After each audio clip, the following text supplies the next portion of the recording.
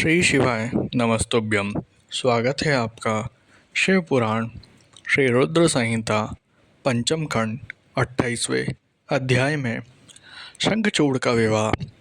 संत कुमार जी बोले, हे महर्षि, भगवान श्री हरि विष्णु के वरदान के फलस्वरूप दंभ को एक वीर पराक्रमी पुत्र की प्राप्ति हुई, जिसका नाम शंखचूड़ रखा गया। शंखचूड़ भी धार्मिक था। अपने परम पूज्य गुरु के अमृत वचनों का शंखचूड़ ने मन पर गहरा प्रभाव पड़ा और वह पुष्कर नामक तीर्थ में जाकर एकाग्र मन से तपस्या करने लगा। उसने अपनी इंद्रियों को अपने वश में कर लिया और अनेकानेक मंत्रों द्वारा ब्रह्मा जी की साधना करने लगा। उसकी भक्ति भावना से की गई आराधना से शीघ्र ही ब्रह्मा जी प्रसन्न हो गए। एक दिन जब शंखचूड़ प्रतिदिन की भांति तपस्या में मग्न था, ब्रह्मा जी उसके सामने प्रकट हो गए। अपने आराध्य को एकाएक अपने सामने इस प्रकार खड़ा देखकर शंखचूड़ की प्रसन्नता की कोई सीमा न रही। वह ब्रह्मा जी के चरणों में लेट गया और उनके पैरों पर अपना सिर रखकर उनकी स्तुति करने लगा। ब्रह्मा जी ने शंखचूड़ को ऊपर उठाया और उससे कहा, हे वत्स, मैं तुम्हारी आराधना से बहुत प्रसन्न हूँ। तुम जो चाहो मुझसे वरदान मांग सकते हो। मैं तुम्हारी सभी मनोकामनाएं पूरी करूँगा। अपने आराध्य ब्रह्मा जी के ये वचन सुनकर शंखचूड़ बोला, हे ब्रह्मा जी, यदि आप मुझ पर प्रसन्न हैं तो मुझे ये वरदान दीजिए कि मुझे कोई भी जीत न सके। शंखचूड़ के इस वर को सुनकर ब्रह्मा जी बोले, ऐसा ही होगा। और फिर उसे भगवान श्री कृष्ण का अक्षय कवच देते हुए कहने लगे कि शंखचूड़, अब तुम बद्रिकाश्रम चले जाओ। वहाँ सकामा तुलसी तपस्या कर रही है। तुम वहाँ जाकर धर्मराज की कन्या तुलसी से विवाह कर लो। यह कहकर ब्रह्मा जी वहाँ से अंतर्ध्यान हो गए।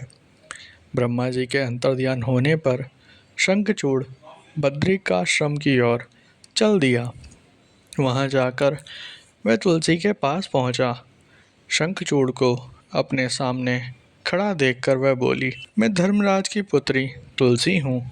आप कौन हैं और यहाँ किस लिए आए हैं? कृपया आप यहाँ से चले जाएं। आप शायद नहीं जानते कि स्त्री जाति मोहिनी होती है। तुलसी के वचन सुनकर शंखचूड़ बोला, हे देवी, आपके वचन सत्य हैं, परंतु यहाँ मैं अपने आराध्य भगवान ब्रह्मा जी की आज्ञा से आया हूँ। मैं दनु का वंशज दानव दंभ का पुत्र शंखचूड़ हूँ। पूर्व में राधिका के दिए शाप के कारण मैं दानव कुल में जन्मा हूँ। ये सब कहकर शंखचूड़ चुप हो गया।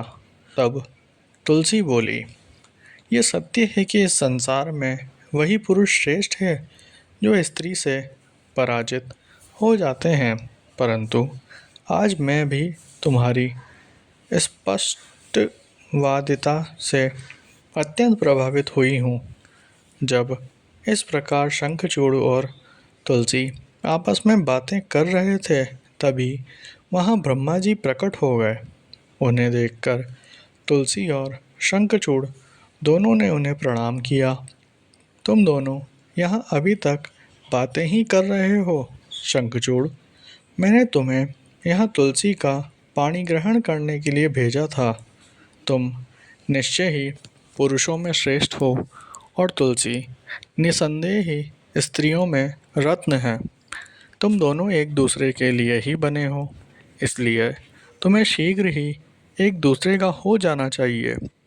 शंखचूड़ और तुलसी को विवाह करने के लिए कहकर ब्रह्मा जी वहाँ से चले गए। ब्रह्मा जी का आदेश मानते हुए तुलसी और शंखचूड़ ने गंधर्व रीति से विवाह कर लिया। तत्पश्चात वे दोनों अनेक सुंदर मनोरम स्थानों पर अनेकों वर्षों तक विहार करते रहे। एक दूसरे का साथ पाकर वे बहुत प्रसन्न थे।